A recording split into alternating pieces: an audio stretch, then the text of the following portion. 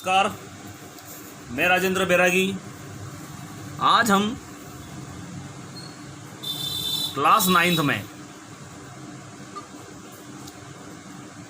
Chapter 6 के बारे में डिस्कस करेंगे।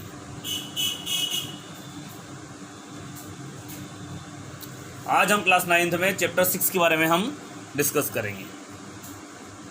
इसका नाम है लाइन एंड एंगल। तो हम आज लाइन और एंगल के बारे में डिस्कस करते हैं। लाइन क्या होती है और एंगल क्या होते हैं, आज हम उसके बारे में पूरा अच्छे से पढ़ेंगे। तो आप देखिए, लाइन जो होता है, लाइन होती है एक ब्रीथलेस लेंथ होती है, मतलब जिसमें केवल लेंथ होती है, वो ब्रीथ नहीं होती है। मतलब इसमें अगर नापना होता है तो मैं केवल लेंथ नापते हैं, इसकी ब्रीथ को नहीं नापा जाता है, ब्रीथ होती नहीं है, तो हम उसे कहते हैं लाइन।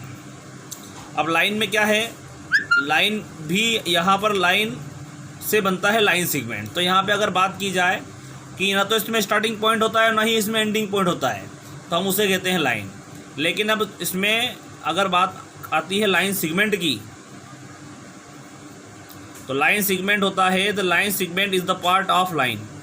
मतलब लाइन सेगमेंट क्या होता है, लाइन का पार्ट होता है जिसमें एंडिंग पॉइंट, स्टार्टिंग पॉइंट भी होता है और एंडिंग पॉइंट भी होता है। मतलब line segment have 2 and point. Line segment is the part of line और इट हैव 2 एंड पॉइंट। ये क्या करता है, 2 एंड पॉइंट ये रखता है। तो ये बात हुई हमारी लाइन की। अब लाइन में, लाइन कितने टाइप की होती है, तो हम इसके बारे में हम डिस्कस करते हैं। तो लाइन में पहले होती है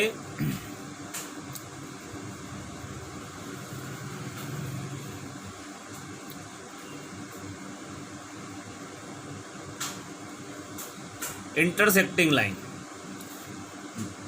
इंटरसेक्टिंग लाइन क्या कहलाती है, ऐसी लाइन है जो एक दूसरे को केवल एक पॉइंट पे काटती है, उसे कहते हैं अपन इंटरसेक्टिंग लाइन कहते हैं।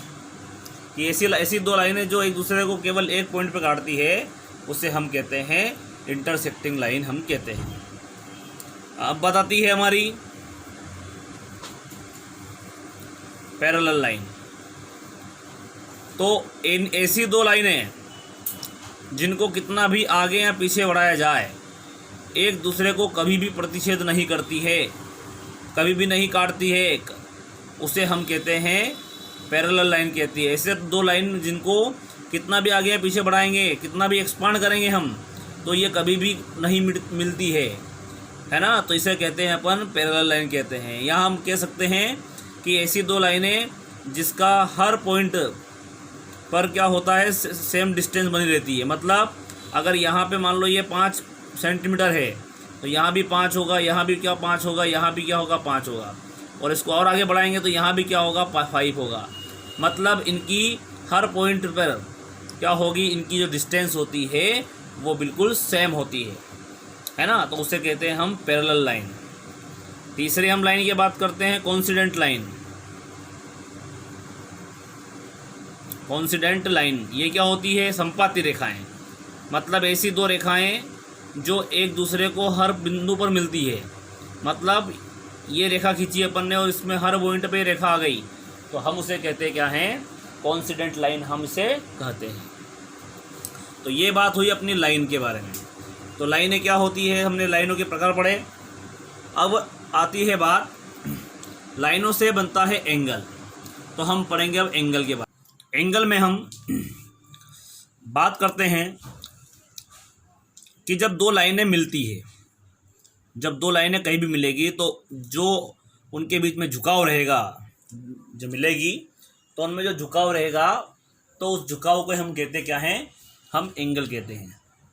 तो हम एंगल के टाइप के बारे में पढ़ते हैं कि एंगल कितने टाइप के होते हैं। 0 एंगल, दूसरा होता है एक्यूट एंगल, तीसरा राइट एंगल,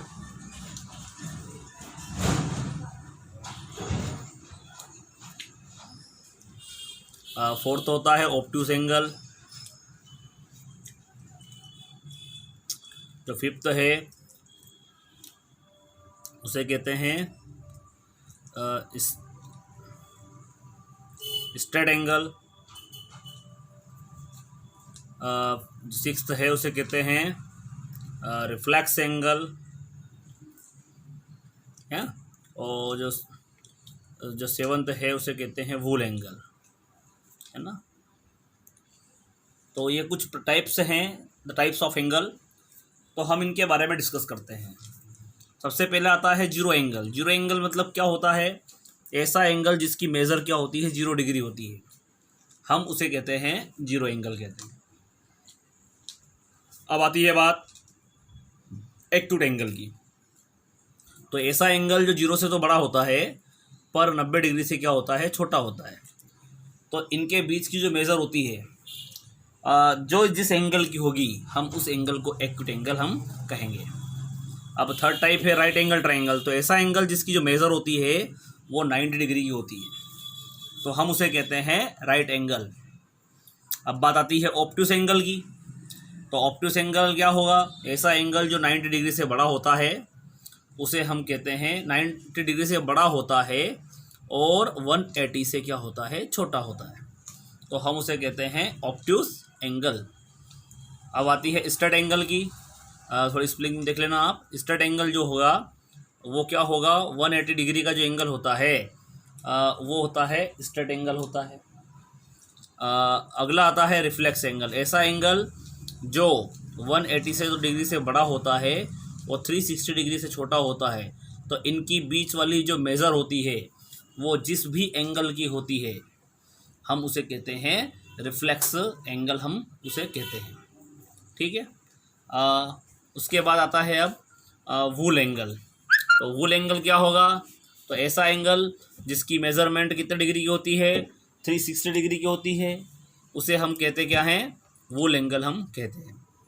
अगर आपके सामने क्वेश्चन आता है कि 170 डिग्री ये कौन सा एंगल है, तो आप देखिए यह 90 से बड़ा है और 180 से क्या है, छोटा है, तो ये कौन सा एंगल है? यह हमारा है ऑब्ट्यूस एंगल, है ना। यह हमारा ऑब्ट्यूस एंगल है। 210 कौन सा एंगल है? ये रिफ्लेक्स एंगल है। 180 क्या है? स्ट्रेट एंगल है। 90 डिग्री क्या है हमारा? वो हमारा है राइट एंगल है। तो अब हमने इन कुछ एंगल्स के बारे में डिस्कस की। अब हम जो नेक्स्ट वीडियो आएगा हमारा, उसमें हम एंगल के और भी टाइप्स हैं, हम उनके बारे में डिटेल में चर्चा करेंगे और उनको अच्छे से डिटेल में पढ़ेंगे। तो कल हम वो वीडियोस आपको बताएंगे जो आगे के जो एंगल्स हैं उनके बारे में। आपको वीडियोस पसंद आया है तो आप इसे लाइक कीजिए। अगर आपको लगता है कि आप इसे सब्सक्राइब करना चाहिए तो आप इसे सब्सक्राइब भी कीजिए, जिससे जो मेरे आने वाले वीडियो हैं उनकी नोटिफिकेशन आपके पास आ जाए। धन्यवाद।